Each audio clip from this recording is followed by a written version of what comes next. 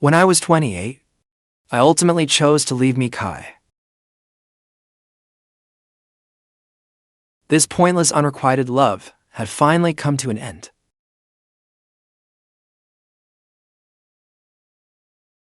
I spent 2 years caring devotedly for her after she was paralyzed. Back then, everyone believed the first thing she would do once she could stand was marry me. But only I knew that on the night her surgery succeeded, she hesitated. I gently tested her feelings then, but she remained silent. She could not give me that promise. In that moment, I understood. It took just 5 seconds for me to slowly slide the ring from my finger.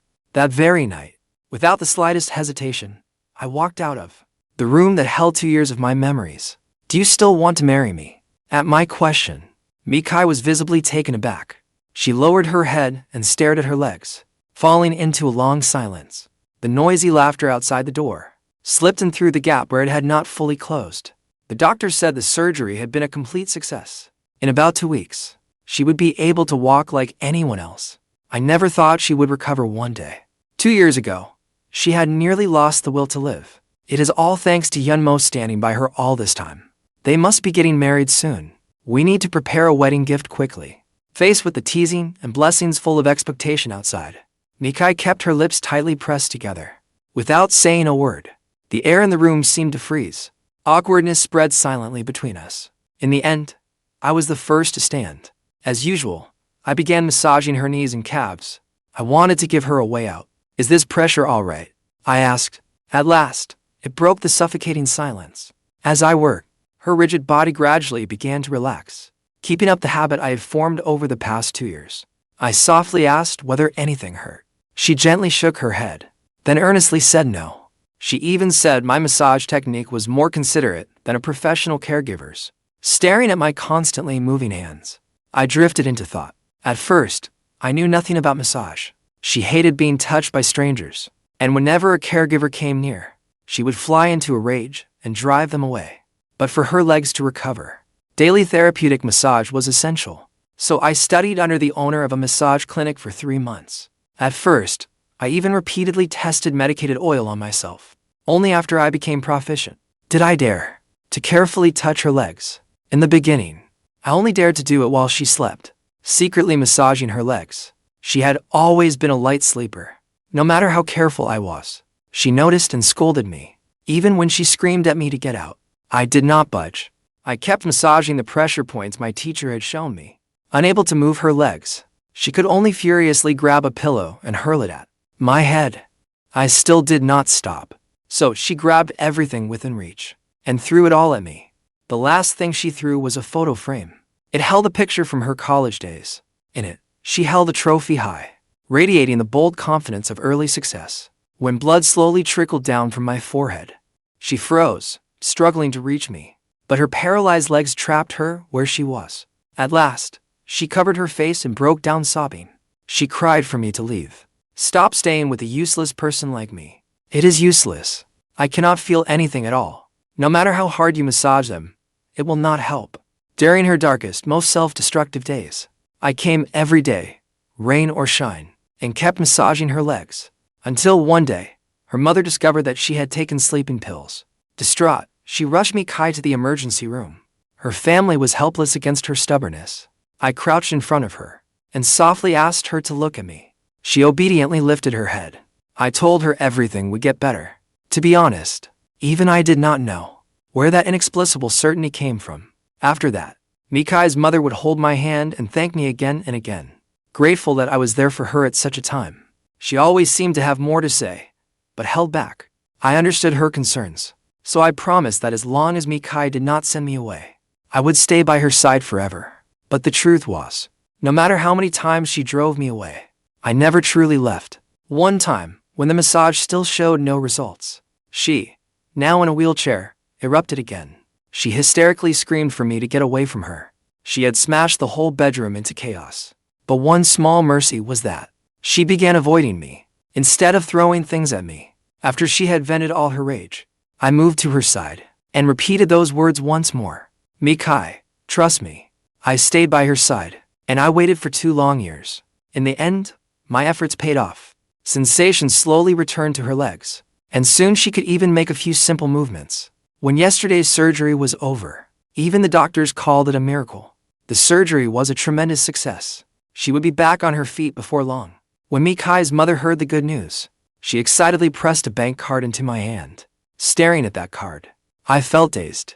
Everything I had given over those 2 years had never been for money. Everyone around us jokingly called me her brother-in-law, but I alone knew the bitterness in my heart. What kind of brother-in-law was I? Neither of us had ever formally confessed our feelings. We had never even made our relationship official. The only thing keeping me going was the promise Mikai had once made to me. Once I can stand again, we will get married right away.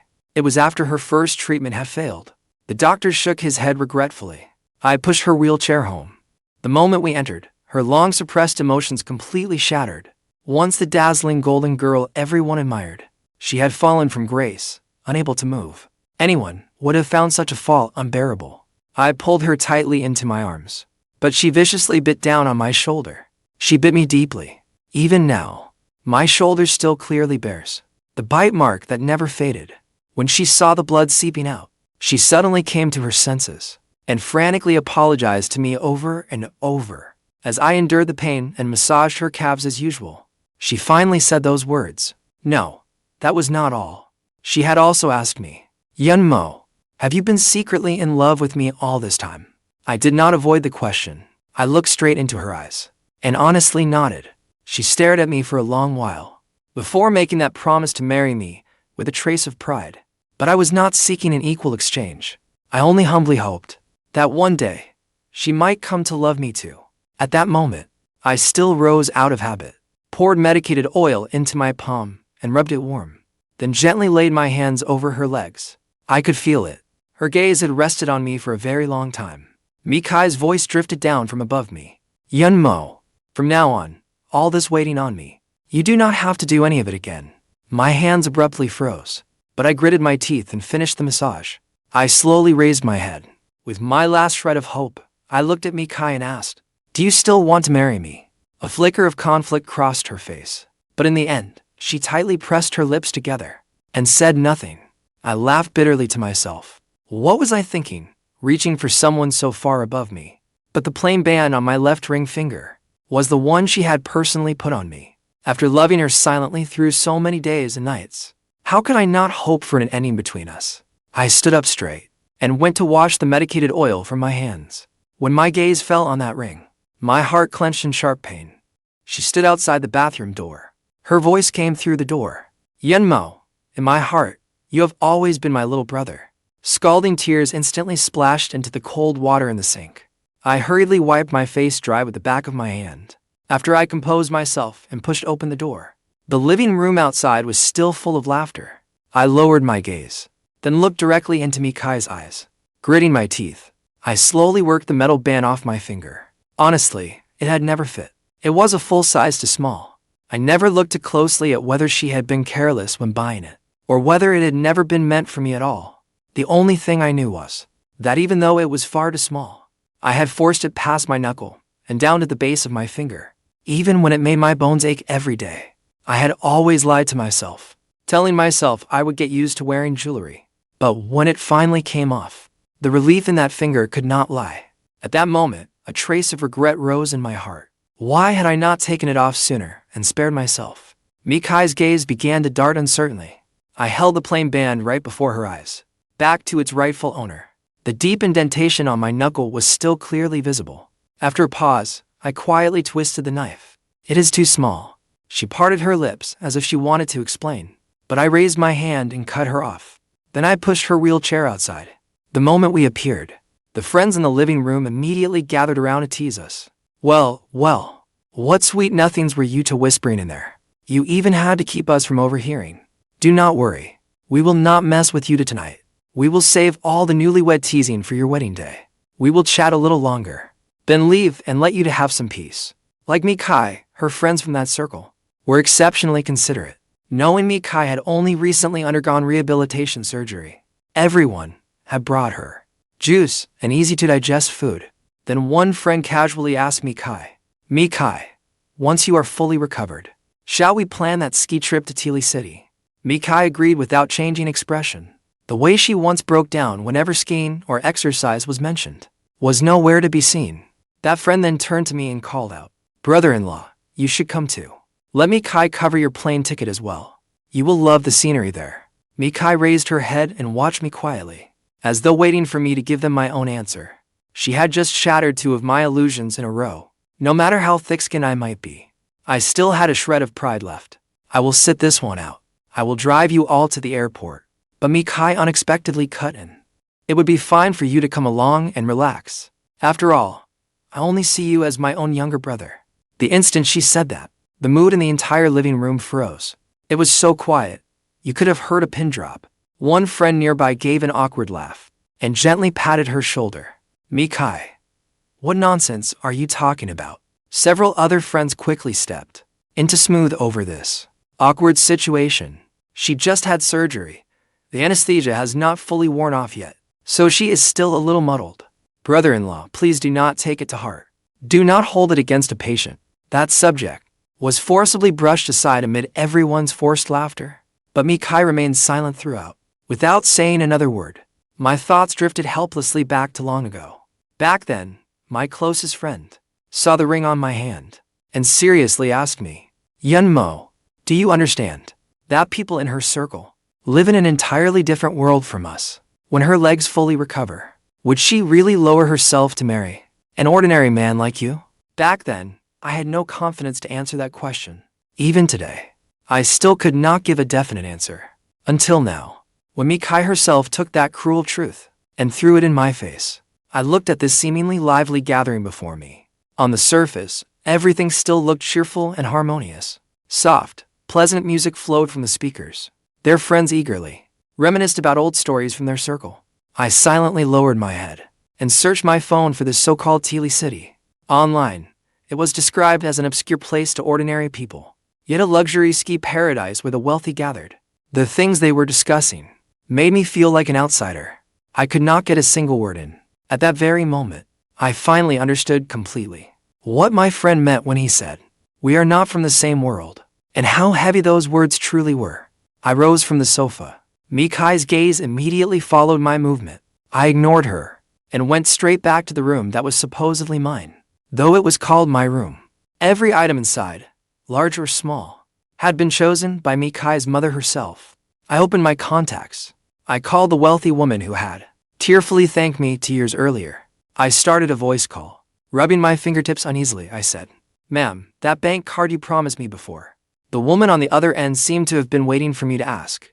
Before I could finish, she impatiently cut in, offering to pay me off for it all. "The password is 6 zeros. You can withdraw the money anytime. Consider it repayment for the past 2 years of devoted care you gave my Mikai." I gave a low acknowledgement and hung up. Looking around, there was truly nothing worth taking with me, so I took my few sets of old clothes and stuffed them all into the wastebasket. With the card that bought out 2 years of my youth in my pocket, I walked out that door without looking back. As I passed through the outer living room, Mikai's best friend, Liu Ruyan, casually called me brother-in-law. "It is late. What do you want to eat if you are hungry?" Not wanting to make Mikai feel awkward, I deliberately forced a relaxed smile. "If I get hungry, I will grab a bowl of hot noodle soup on the corner." The group urged me to just have food delivered. I waved them off. "Order whatever you like. One order costs several hundred yuan. It is such a waste of money." Then Mikai seemed to sense that something was wrong. Her eyes fixed directly on my face. I waved to everyone in the room and said goodbye at 1 in the morning. With that bank card in my pocket, I moved out of the home where I had spent 2 full years. This deal was not exactly a loss. I found myself a small place to live. From then on, I would no longer have to wait on Mikai every moment, nor spend every day on edge, afraid she would lose control and cause a scene in the middle of the night. The nerves I had kept taut suddenly went completely slack. Instead, my body reacted badly to it. I tossed and turned, unable to sleep. So I took a mug and leaned against the balcony railing, lost in thought. Only a few scattered lights flickered in the night. It was so quiet, I could have heard a pin drop. I calmed myself and listened closely to the echoes within. I had thought I would weep uncontrollably, that my heart would break. But in truth, there was not a ripple in my heart. I merely lowered my head and stroked the 4th finger of my left hand. A faint mark remained from wearing a ring for so many years. I wondered how long it would take for that mark to disappear completely. What stayed with me most from that night was the chill in the evening breeze and the unusually dazzling stars overhead. Mikai called the following morning. I answered and held the phone to my ear, but the line was deathly silent. The silence dragged on until I had to break it. I asked quietly, "What do you need?" Only then did she cautiously say, "Yunmo, this morning, I suddenly craved those sweet buns from that shop." Ever since her legs lost all feeling and she was bedridden, she had gone on a hunger strike. Nothing anyone said could persuade her to eat. I crammed bite after bite of every dish into my own mouth to show her, but she clenched her lips tight and would not even take a taste. In the end, I could not hold back the tears in my eyes. They fell, one drop after another. My voice shaking with tears, I begged her to eat at least a little. A body cannot hold up without food.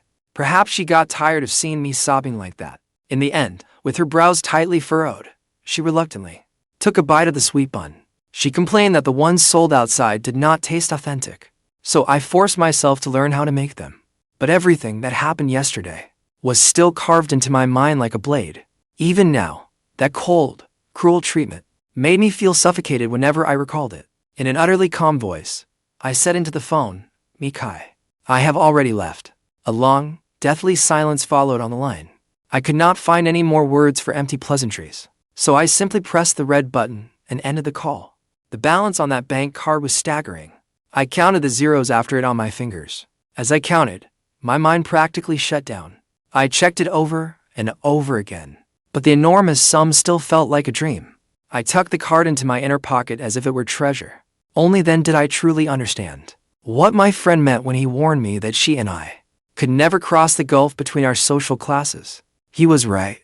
My parents were just ordinary people from the bottom rung of society. When they learned I was caring for my partner, whose legs were disabled, they traveled all that way to visit us. Mikai's mother received them with extravagant hospitality, leaving my parents so uncomfortable they did not know where to put themselves. After returning home, they sighed and told me, "Son, this road will not be easy." But they did not force us apart. They only patted my shoulder. They comforted me, saying, "If the sky falls, your parents will hold it up. Get some sleep. If you truly cannot take it anymore, come back home." 2 years passed in the blink of an eye. Only now, after all this, did I finally grasp Mikai's mother's true intent behind that display. The table had been laden with exquisite dishes, so extravagant that even Mikai found it excessive, let alone to elderly people from a remote small town. Mikai's mother's seemingly flawless hospitality was, at its core, her way of flaunting her superiority before my parents. She used money to make us see that this was never a match between equals. With that weighty card in hand, I decisively bought a new home outright. Yet the number of digits in its balance did not even change. After that, I threw myself into renovating and furnishing my new home. I worked nonstop every day like a spinning top. More than half a month later, I ran into Mikai again. To my surprise, it was at a cafe just outside my new home. Her best friend, Liu Ruyan, was nudging her and teasing, "Mikai, if you cannot win Yunmo back, Liu Ruyan will be the first to look down on you. Hurry up, apologize to your brother-in-law and make it right. Who else besides that man deserves to be called brother-in-law? He is the only one I recognize." Mikai had been cooped up indoors for the full years, without seeing the sun. Her skin held a sickly pallor, bathed in the sunlight through the window. Her face was so pale it was almost painful to look at. At Liu Ruyan's pointed teasing, she merely curled her lips dismissively. "When Yunmo has the nerve to stand in front of me right now, then we can talk about it." As fate would have it, I was sitting in the booth behind them. Every word reached my ears. Instinctively, I shrank farther into the sofa. But in the very next instant, my friend, who had just finished ordering at the counter, shouted my full name at the top of his lungs. He came trotting over with a plate, proudly showing it off. "I even managed to snag your favorite dessert." The moment he shouted that, the table in front instantly fell silent. I watched as their eyes followed my friend's path, staring as he carried that plate of dessert and set it neatly right in front of me. Seeing my face go rigid, my friend scratched his head in confusion and asked, "What is wrong?" My dark expression made him nervous too. Then I realized it was only those people from her circle making a fuss. Why should I let these irrelevant people ruin my good mood? I quickly smoothed away my grim expression. With a smile, I said, "It is nothing. Sit down. It was thoughtful of you to remember I like these sweet treats." That casual remark immediately livened up our conversation. Unfortunately, the tables were far too close together.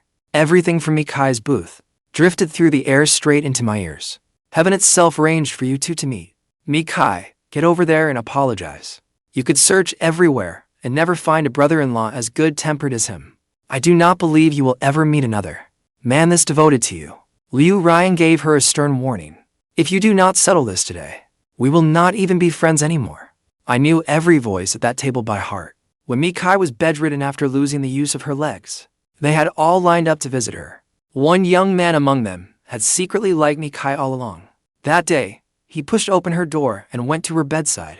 Mikai deliberately took half a cup of warm water and splashed it all over the front of his shirt. It was the height of summer, and his shirt was thin enough to see through.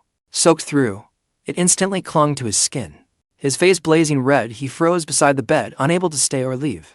Mikai merely looked him up and down with icy eyes. With a mocking snort, she said, "You think you are worthy of setting your sights on me?" The young man's eyes immediately reddened with hurt. I quietly stepped out and pulled the door shut.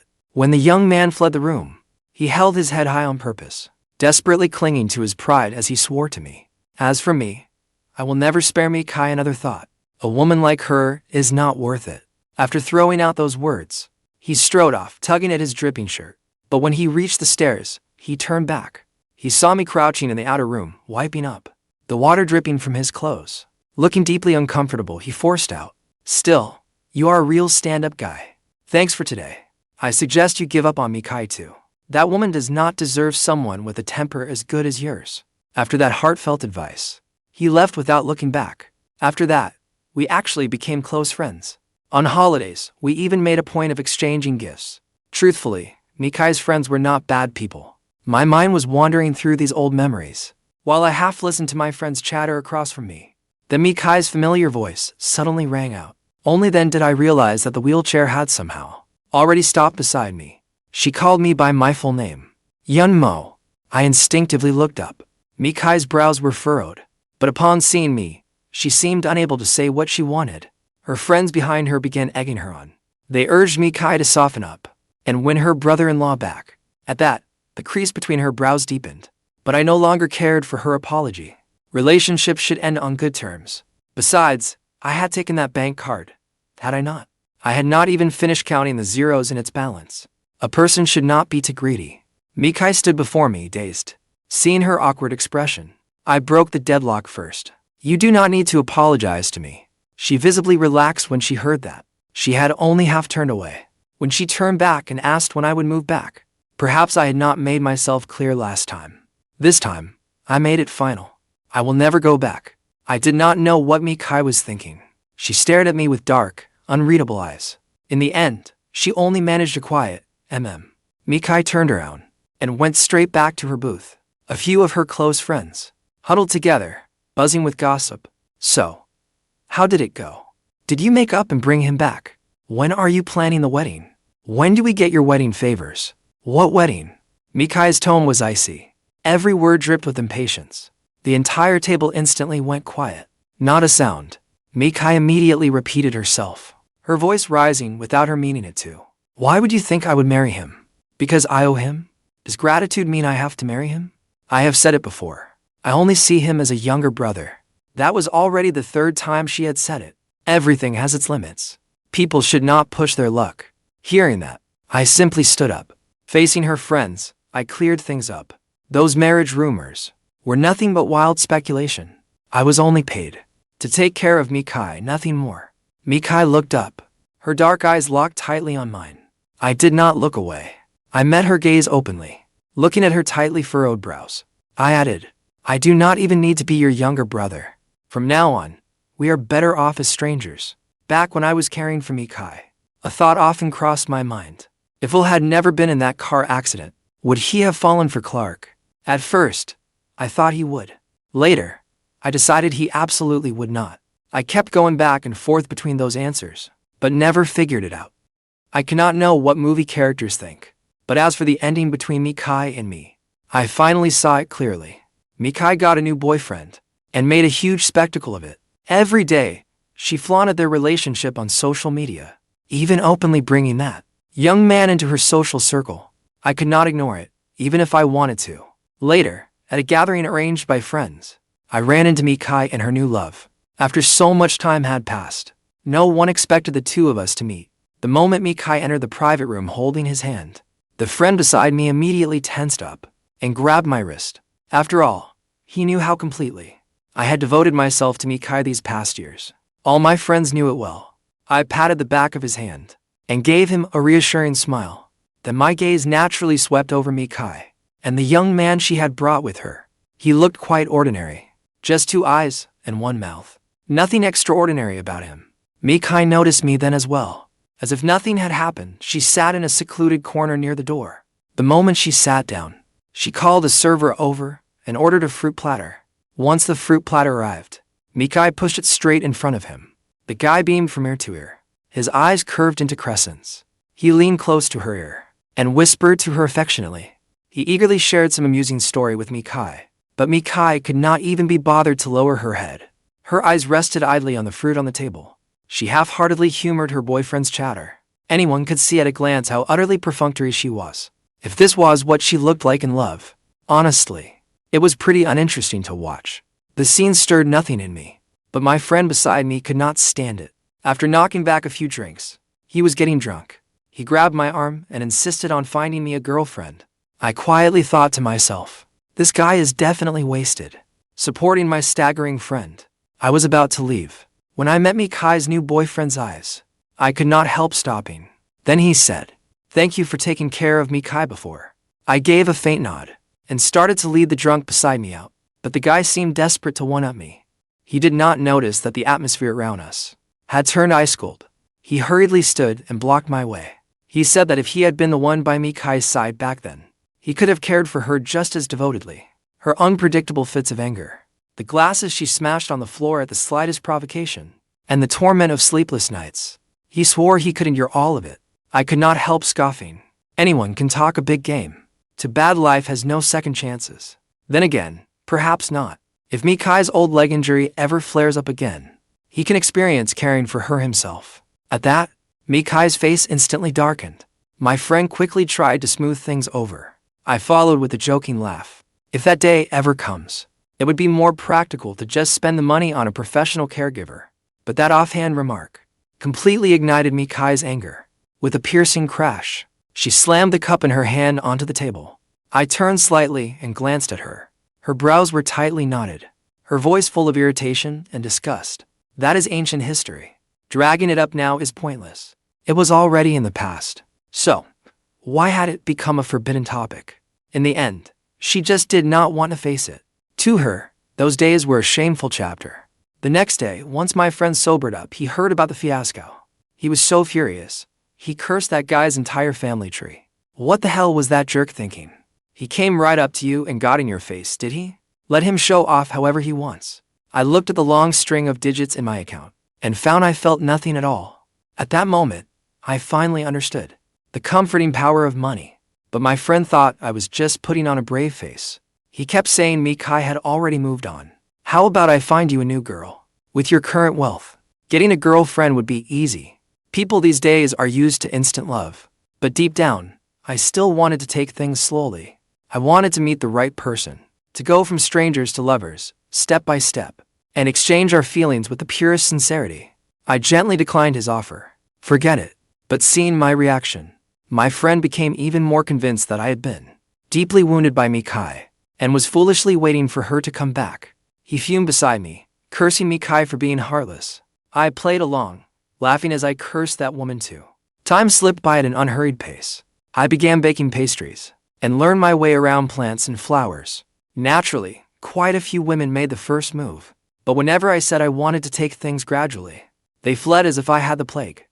Then, within 2 weeks, I would see them announcing a new relationship on social media. My friend joked that I was a walking Cupid. Thinking it over, I really was not anxious at all. When I was caring for Mikai before, I had poured my whole heart into her. Now, I only wanted to build a good life for myself.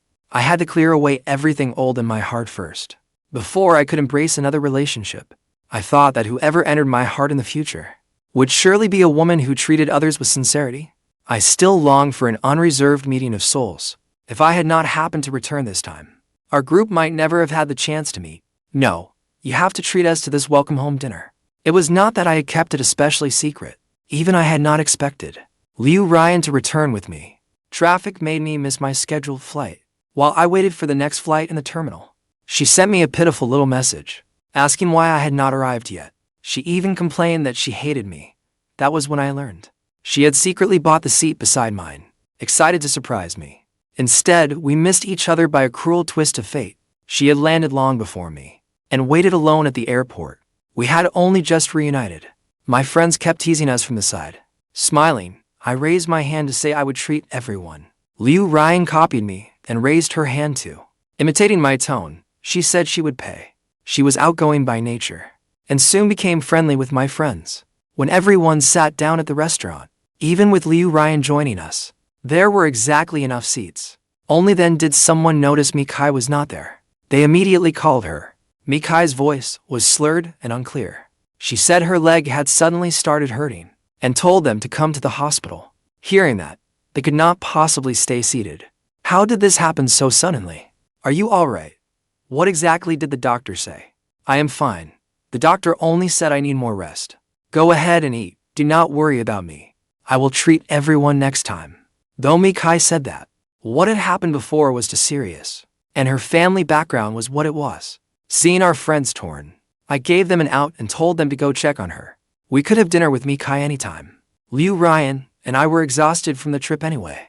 We wanted to go home early and rest. Liu Ruyan was not upset by this sudden change of plans either. Instead, she cheerfully saw them off. After that, I took Liu Ruyan home. Along the way, she excitedly pointed at the flowers and plants beside the road. She chattered away, asking about everything. She always seemed to have endless things to talk about. She could even strike up a chat with the dog by the roadside.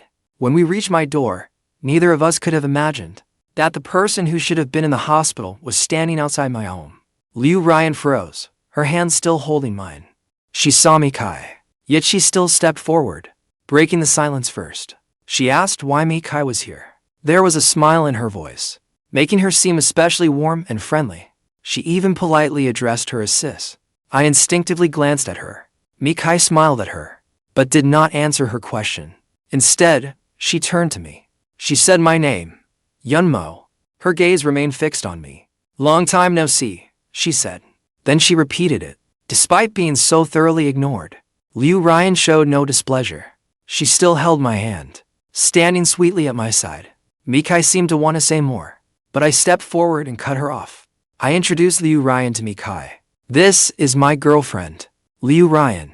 Hearing that, Mikai forced a smile. After a long pause, she gave a quiet acknowledgement. After that, she added, there may be something wrong with my leg. Only then did Liu Ruyan slowly speak, her voice brimming with concerned urgency. If there is something wrong with your leg, you need to get to a hospital right away. She patiently asked, do you need me to call you an ambulance? She pulled out her phone, her face serious as she explained. After all, my boyfriend is not a doctor. Mikai ignored Liu Ruyan completely. She only turned to me and called, Yunmo. Liu Ruyan ignored Mikai as well. Instead, she looked straight at me and asked, darling, why is she ignoring me?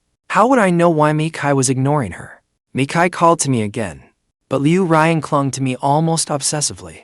She leaned her face close and asked, darling, why did you push my head away? I did not know either.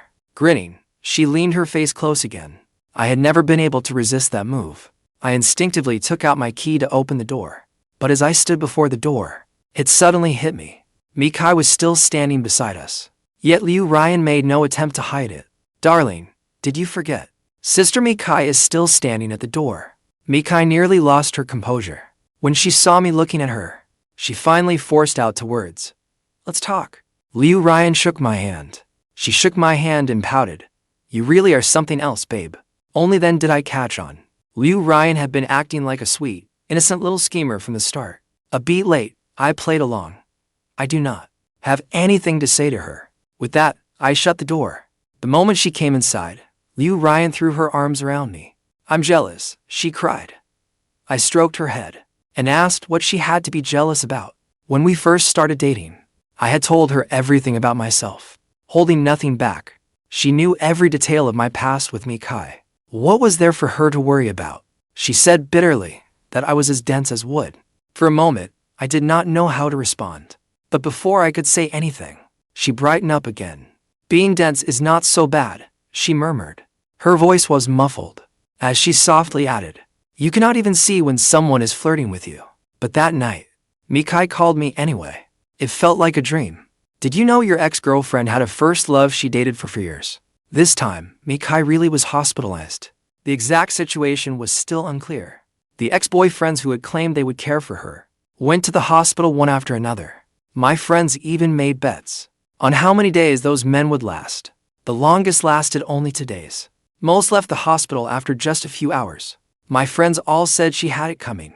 My buddies warned me, do not go soft on her. Of course, I would not. From the moment I accepted that card, I had never planned to look back at Mikai again. Then one night, Mikai's mother unexpectedly messaged me. She asked if I could meet Mikai alone. When she sent that message, Liu Ruyan was quietly sitting beside me. I refused without hesitation. I am sorry, I replied. My girlfriend would probably mind. The woman called and begged desperately. Please, I am begging you, she said. I will give you whatever money you want. Mikai cannot keep refusing to eat. Please, I am begging you. Just get her to eat. Why did this have to happen to Mikai? Her words tumbled out incoherently, her voice on the verge of breaking. From her fragmented words, I guess Mikai's hospitalization was not for some minor issue. On the other end, she began to sob. She wept, asking why this had happened to their family. Please help me. Her body cannot endure going without food. Liu Ruyan sat quietly beside me, as if she did not want to put me in a difficult position. She pretended to be generous and spoke up. Meeting her once is not such a big deal, and you do not need to worry so much about my well-being. But none of it meant anything anymore. Why cling to one brief meeting? Besides, if I gave in this once, they would have endless reasons why I had to see her again. Facing that woman, who was nearly falling apart, my heart remained hard as stone. I am truly sorry, but I do not believe I owe either of you anything. I still have my own life to live. News about Mikai came the next day. I learned of it from friends chatting casually. Mikai's leg injury seemed to be relapsing. That extremely low probability the doctor had mentioned had cruelly happened to her after all. Not long after she regained the ability to stand, her muscles began to atrophy. She would likely fall back into those hopeless, sunless days when I had cared for her before. She was already suffering beyond endurance. Now that she had tasted the joy of standing again, she had to face the despair of falling again. I heard the doctor said she might be paralyzed. I read the message and chose silence. Yet Mikai suddenly called at that moment. I thought she wanted to ask about massage techniques or medicated oil. But the first thing she said was, Yun Mo, do you believe that young girlfriend of yours will not last? I ignored her nonsense. Then she asked if I dared to make a bet. The wager was Liu Ruyan's loyalty. I did not know how loyalty could be wagered, but I knew one thing. The moment you feel the urge to test someone, the trust between you falls apart. I would never indulge such a pointless game. But she seemed completely unfazed by my refusal. Before hanging up, she only said, just wait and see. I dismissed it as an insignificant episode and moved on. Over the next few days, the new year was fast approaching. Endless loose ends kept me impossibly busy. Liu Ruyan wanted to take me around the area and eagerly asked me out several times. But I turned her down every time because I was busy. She visibly grew dejected. She could not hide the disappointment on her face. Later, seeing I truly had no time to spare, she began exploring the city alone. With her personality, she had never lacked companions. I never worried she would fail to make new friends. Sure enough, after only 2 days, she was happily heading out on her own. Before I was even ready to leave each morning, she had already disappeared. If I was lucky, I would run into her at the entrance. If not, she was already gone while I was still asleep. When I reached the living room, I would usually find only her note. As the notes piled up, a vague unease slowly crept into my heart. What was she doing all day? And who was she meeting? I suddenly remembered the week I had been away on business. She had pestered me the same way, asking what I was doing. For the first time, I truly understood how she had felt. I have always been slow to catch on. I am always a step late in noticing other people's feelings. I meant to find a chance to have a proper talk with her. But before I could make time to see her, Mikai sent me a photo from a different number. In the photo, Liu Ruyan was with a young man, laughing so hard she was practically shaking at a coffee shop. In that instant, a powerful wave of unease hit me. That morning, she had told me she was meeting a friend. Mikai immediately sent another message. See, all women are the same. I could not understand what she hoped to gain by sending me this. Then she sent more candid photos, one after another. She even taunted me, asking whether Liu Ruyan would come home that night. I immediately deleted and blocked her again. I sat home alone. After hesitating for a long time, I sent a message, asking Liu Ruyan what she was doing. Her reply came quickly. It simply said, having dinner with a friend. The question on the tip of my tongue, when are you coming home? Never made it out. She usually came home around 10, so I decided to wait until 10 that night. The clock ticked inside the house.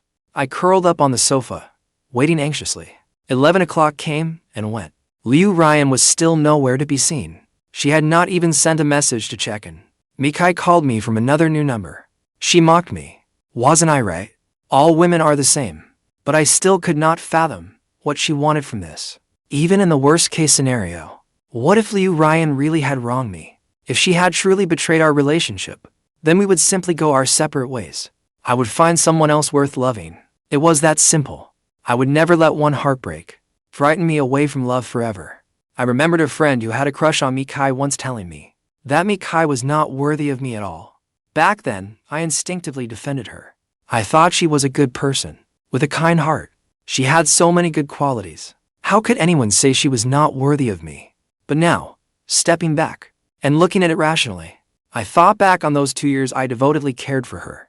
Her personality was truly awful. She spent every day giving up on herself. She had access to the best treatment possible, yet stubbornly refused to cooperate. And now she even wanted to drag me down with her. She truly was not worthy of being with me. I stayed alone in the living room until 1 in the morning. Liu Ruyan still showed no sign of coming home. But then I reconsidered. Why was I sitting here waiting like a fool? Why should I listen to Mikai's attempts to drive us apart? Why not go demand an explanation myself? The problems in Liu Ruyan's and my relationship were none of Mikai's business. I grabbed a jacket and pulled open the front door. The moment I reached the foot of the building, I ran into Liu Ruyan returning home. She had just stepped out of the car. A young man was still seated in the back. He was the man from the photos. The moment she saw me, she instantly looked flustered and helpless. She stammered out my name. Yun Mo. I got back a little late. The man in the car noticed me too. He waved at me. As the car was about to pull away, I rushed forward in a single stride, blocking the front of the car. The driver leaned out and shouted, asking if I had a death wish. I ignored him. I went straight to the rear window and knocked. A rather handsome young man appeared at the rear window and asked what was going on. I asked him bluntly, "Are you Liu Ruyan's first love?" His expression turned panic. He hurriedly explained, "You're Ryan's current boyfriend, right? Man, please do not get the wrong idea. I really am only here on a business trip." I cut him off without hesitation. And what does being on a business trip have to do with it? Liu Ruyan realized how angry I was. She hurried over and anxiously made excuses. Traffic was terrible, so I was delayed until now. She had clearly said she would be back by 10 that night. It was 1 in the morning now. What kind of rush hour traffic could hold someone up for hours? I ignored her excuses. Staring at the man, I asked again, "Are you really her first love or not?" "Yes." Throughout the time we were together, Liu Ruyan had never told me a single word about having a first love back home. Maybe someone else would not care, but I could not get past it. Right in front of them both, I broke up with Liu Ruyan. Seeing that, the young man hurriedly opened the car door to talk us out of it. He followed close behind me, rambling on without pause. "I really did not mean to ruin your relationship. We only ran into each other by chance. Liu Ruyan just happened to be traveling here too. We only had a meal together while we were here. We absolutely did nothing inappropriate. If you do not believe me, check the restaurant security footage." The more he explained, the worse it sounded. I remained stone-faced and unmoved. Finally, Liu Ruyan could not take it anymore. She yelled at him, "Shut up." He froze where he stood, too embarrassed to know what to do. Liu Ruyan stopped chasing after me, then turned to the man and said, "You should go home first." After watching his car drive away, she turned around and desperately chased after me again. She followed me all the way to my door, blocking it so I could not get inside. "We need to talk this through." I looked at her coldly. There is nothing left to discuss. When I agreed to make our relationship official, I made it perfectly clear. Two people together must be honest with each other. I told her everything about my past without holding anything back. But she deliberately hid the existence of her first love. She did not even dare tell me she had secretly met him for dinner. I am not some emotionless block of wood. I had simply chosen her. So I willingly dulled every edge and became one. I did not want to flirt with other women, or entertain anyone else's teasing and jokes. I chose to ignore every flirtatious signal from outside. I kept my distance with the coldest attitude possible, to avoid any suspicion. If you cannot do the same, then let us end this cleanly. We had gone public with our relationship in a blaze of glory, and ended just as suddenly. Later, some friends arranged a gathering, and asked me to bring Liu Ruyan along. I told them openly. We broke up. My friends were disappointed to hear it. Then they pressed me, insisting on finding me another good match. As always, I politely declined. I still hoped to meet someone pure and sincere. Mikai's mother still called me from time to time. She earnestly urged me to go see Mikai. I still would not agree. I only sent over the nutrition plan I had prepared, along with all the prescriptions. Then I bought a plane ticket home. This time, I made my flight on time. When I found my seat and sat down, I discovered Liu Ruyan was sitting right beside me. Her eyes curved with a sweet smile. She leaned close and said, "Yun Mo." This time, we didn't miss each other. But she had no interest in understanding why I was truly angry. All she wanted was to get back together. I know I was wrong. Please forgive me this once. Can we go back to how things were?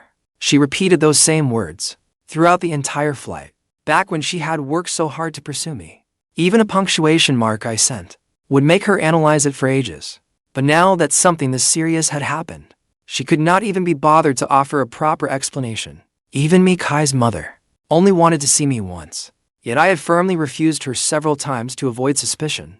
I truly could not understand what possible reason she had to secretly meet her first love. What was broken could not be put back together. So this was where it ended. After we got off the plane, she obediently stood there waiting for me. I hailed a cab by the roadside. When I looked back, she had indeed run out of patience. She had turned and left. A girl so passionate yet immature was always restless and fickle. But that was all right. At least I had truly felt the warmth of her passion. I would still carry a heart full of hope into my next relationship, searching for someone truly right for me.